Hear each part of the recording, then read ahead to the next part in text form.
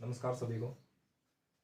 अपना आज का बहुत इंपॉर्टेंट सेशन रहने वाला है। जो भाई और बहन जूनियर अकाउंटेंट की तैयारी कर रहे हैं या टीआरए की तैयारी कर रहे हैं उनके लिए बहुत इंपॉर्टेंट है।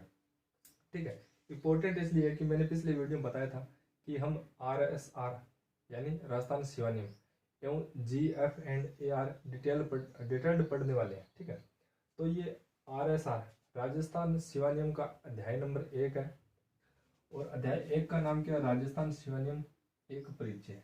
पहली बात तो हमें ये याद रखनी है कि इस अध्याय का नाम क्या है, यानी राजस्थान सेवा नियम के पहले अध्याय का क्या नाम है। तो इस अध्याय का नाम भी क्या है? राजस्थान सेवा नियम एक परिचय। ठीक है, इसमें नियम नंबर 1 से 6 तक, इसमें कुल 6 नियम है।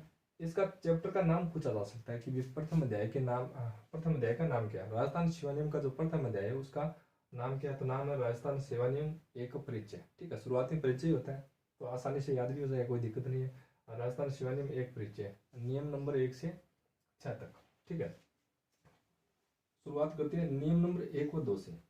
साथ में दिए गए दोनों नियम, अलग अलग नहीं है। राजस्थान सेवा नियम की जो बुक है उसके अंदर जो चैप्टर 1 है उसमें पहला व दूसरा नियम शुरुआत में एक साथ दिए गए। ठीक है, तो इस नियम में बताया गया कि राजस्थान राज्य के अंदर जितनी भी सेवाएं हैं, सभी सेवाओं से संबंधित व्यक्ति या जो सर्विस कर रहे हैं, जो व्यक्ति सर्विस या नौकरी कर रहे हैं, उन पे जो नियम लागू होते हैं उन नियमों को लागू किया था राजस्थान के राजप्रमुख ने 1 अप्रैल 1951 से। ठीक है, पहली बात तो ये इस चैप्टर का नाम याद रखना। दूसरी बात ये कि ये नियम किसके द्वारा व कब लागू किए गए। जितने भी व्यक्ति कर्मचारी राजस्थान सेवाओं में अपनी सेवाएं दे रहे हैं, राजस्थान की सेवाओं में, उन सभी पे ये नियम लागू होते हैं। ठीक है, उन सभी पे ये नियम लागू होते हैं। और कब लागू किए गए थे? 1 अप्रैल 1951 से लागू किए गए थे। किसके द्वारा? उस टाइम राज प्रमुख हुआ करते थे, क्योंकि जो राज्यपाल का पद आया था वो तो 1956 के बाद आया था। तो उस टाइम राज प्रमुख थे और राज प्रमुख ने कब लागू किए ये नियम? राजस्थान सेवा नियम कब लागू किए? 1 अप्रैल 1951 से ये लागू कर दिए थे। ठीक है, ये राजस्थान के सभी कर्मचारी व अधिकारियों पर लागू होते हैं। ये जो राजस्थान सेवा नियम है यानी सेवा से संबंधित है, यानी सेवा किस प्रकार करनी है, नौकरी किस प्रकार करनी है, कैसे कैसे करनी है, कितनी अवधि की होगी, ये सारे के सारे जो नियम है इस बुक के अंदर है, राजस्थान सेवा नियम के अंदर है। ठीक है, तो ये नियम कब लागू हुए थे? 1 अप्रैल 1951 से। किसके द्वारा? राज प्रमुख के द्वारा। दूसरी बात, सभी कर्मचारी होते हैं, लेकिन एक अपवाद है, वही आपको याद रखना है। अपवाद क्या है कि कुछ कर्मचारी ऐसे हैं जिन पर ये नियम लागू नहीं होते। अपने को वही कर्मचारी याद रखने जिन पर ये नियम लागू नहीं होते। ठीक है, वो कर्मचारी कौन कौन से जिन पर ये नियम लागू नहीं होते? बाकी सभी पर होते हैं, लेकिन कुछ एक ऐसे हैं जिन पर ये लागू नहीं होते। तो वो कर्मचारी देखने में निम्न सेवाओं पर कार्यरत कर्मचारियों पर लागू नहीं होते होंगे। ठीक है, अब कौन कौन से वो देखने।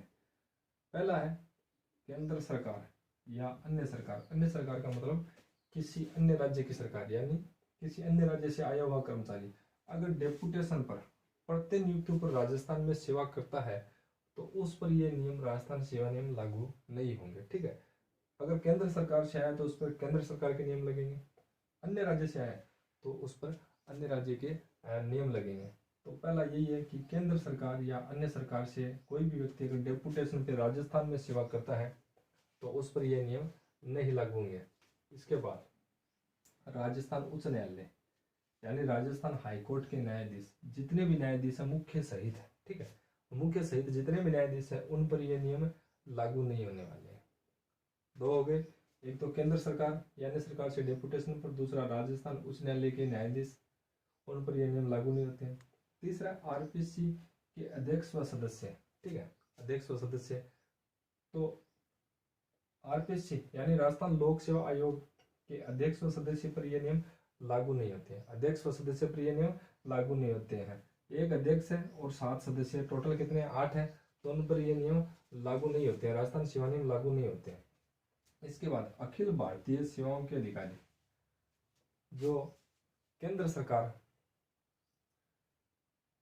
के एग्जाम से चुनकर आए हुए अधिकारी होते हैं उन पर यह नियम लागू नहीं होते हैं। ठीक है, अखिल भारतीय सेवाओं के अधिकारी नहीं बोला जाता, तो केंद्र सरकार की वैकेंसी से चुनकर आते हैं तो उन पर यह नियम लागू नहीं होते हैं। ठीक है, इसके अलावा आकस्मिकता मद से भुगतान प्राप्त करने वाले व्यक्ति, आकस्मिकता मद मतलब कंटीजेंसी फंड, कंटीजेंसी फंड, उससे जो भुगतान प्राप्त करता है वो व्यक्ति भी इन नियमों के अंदर नहीं आएगा। ठीक है, अब आकस्मिकता मद क्या होती है? इंपॉर्टेंट ये बात है, कईयों की ये समझ नहीं आता। कई बार क्या होती है कि कई विपदाएं आ जाती है, जैसे कि बाढ़ आ गई, अचानक से अकाल पड़ गया, तो फिर सरकार क्या होता है कि कंटीजेंसी फंड जारी करती है, ठीक है। उसके अंदर जो कर्मचारी काम करते हैं उनको जो वेतन दिया जाता है, यानी उस कंटीजेंसी फंड के अंतर्गत वेतन दिए जाने वाले कर्मचारी इस नियमों के अंदर नहीं आते हैं, तो वो हो गया कंटीजेंसी फंड वाले कर्मचारी। इसके बाद वर्क चार्ज कर्मचारी, यानी कई कर्मचारी ऐसे होते हैं जिन्होंने वर्क कर दिया, यानी एक दिन का काम कर दिया, महीने का काम कर दिया, तो उनको उतना वेतन दे दिया जाता है। तो वो कर्मचारी भी क्या है, यानी राज्य सरकार की जो संस्थाएं होती है उनमें काम कर दिया, मान लीजिए 1 महीने कर दिया, 2 महीने कर दीजिए, उनको फिक्स नहीं किया जाता, महीने का, 2 महीने का, 3 महीने का, या 1 दिन या 2 दिन, जितना काम करवाते हैं उतने पैसे दे देते हैं। तो वर्क चार्ज कर्मचारी, उनके ऊपर भी ये नियम लागू नहीं होते हैं। तो आपको ये 6 याद रखने हैं। 6 कौन कौन से, ये वाले, ये सबसे इंपॉर्टेंट पहले अध्याय के अंदर यही है। प्रथम अध्याय के अंदर सबसे इंपॉर्टेंट चीज यही है कि इनके ऊपर ये जो राजस्थान सेवा नियम है ये लागू नहीं होते हैं। ये 6 कौन कौन से, ये याद रखने। केंद्र सरकार, राजस्थान उच्च न्यायालय के न्यायाधीश, आरपीएससी के अध्यक्ष व सदस्य, अखिल भारतीय सेवाओं के अधिकारी, आकस्मिकता मद से भुगतान प्राप्त करने वाले कर्मचारी, और एक वर्ग चार्ज कर्मचारी। इसके बाद नियम नंबर 3, आरएसआर का मतलब राजस्थान सेवा नियम, यानी राजस्थान सर्विस रूल्स में निहित किसी भी शक्ति अधिकार का प्रयोग, किसी भी शक्ति अधिकार का प्रयोग वित्त विभाग के परामर्श के बिना नहीं किया जा सकता है। वित्त विभाग के परामर्श के बिना इन अधिकारों का प्रयोग नहीं कर सकते हैं, ठीक है। पहले वित्त विभाग से परामर्श करना पड़ेगा कि हम इन अधिकारों का प्रयोग कर सकते हैं या नहीं कर सकते। जैसे अभी रीट भर्ती के पद बढ़ाने की बात थी, ठीक है, तो मुख्यमंत्री जी ने कहा भी था कि भाई वित्त विभाग से स्वीकृति मिलेगी या वित्त विभाग से हम परामर्श करेंगे, उसके बाद हम चर्चा करेंगे पद बढ़ाने हैं या नहीं है। तो वित्त विभाग से स्वीकृति लेनी पड़ती है पहले। लेकिन क्या होता है, कई मामले ऐसे होते हैं जिनमें वित्त विभाग पहले से स्वीकृति दे देता है कि भाई इन मामलों में हमसे पूछताछ करने की जरूरी नहीं है, आप सीधे ही ये नियम इन पे लागू कर सकते हो। लेकिन कुछ मामले ऐसे होते हैं जिन पे वित्त विभाग की स्वीकृति लेना आवश्यक होता है। तो ये नियम तभी काम में लिए जा सकते हैं कि जब वित्त विभाग की हमें स्वीकृति मिले। तो ये नियम नंबर 3 में है। बस इतना ही ध्यान रखना है कि वित्त विभाग की स्वीकृति लेनी आवश्यक है। इसके बाद नियम नंबर 4 से 6 एक साथ, ये अलग अलग नहीं है, ठीक है।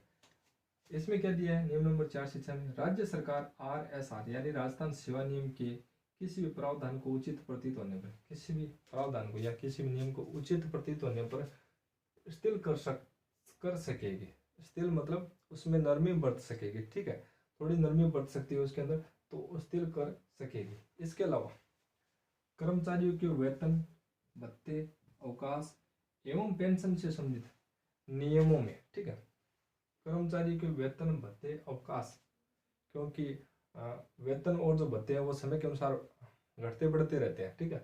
तो वेतन, भत्ते, अवकाश एवं पेंशन से संबंधित नियमों में राज्य सरकार संशोधन कर सकती है, समय समय पर संशोधन कर सकती है। ये बात याद रखनी कि इसमें राज्य सरकार संशोधन कर सकती है। ये बात नियम नंबर 4 से 6 में कही गई है कि कर्मचारियों के वेतन, भत्ते, अवकाश एवं पेंशन होता है, उसके अंदर राज्य सरकार समय समय पर संशोधन कर सकती है। इसके अलावा इन नियम मतलब राजस्थान सेवा नियमों की व्याख्या का अधिकार राजस्थान के राज्यपाल के पास है, सुरक्षित है। राजस्थान के राज्यपाल के पास है, सुरक्षित है। तो ये अपना अध्याय नंबर 1 था। इसके बाद अध्याय नंबर 2 भी आएगा। यानी ऐसे ऐसे करते हम एक बुक ऑलरेडी कर लेंगे, इसके बाद मतलब एक बुक यानी राजस्थान सेवा नियम पहले कर लेंगे, उसके बाद हम राजस्थान सामान्य वित्तीय एवं लेखा नियम पढ़ेंगे। तो अभी इसमें याद रखने वाली यही बात है, ये याद करने हैं आपको 6 कर्मचारी जो इसमें नहीं है। एक ये वित्त विभाग की स्वीकृति लेनी पड़ती है। Thank you.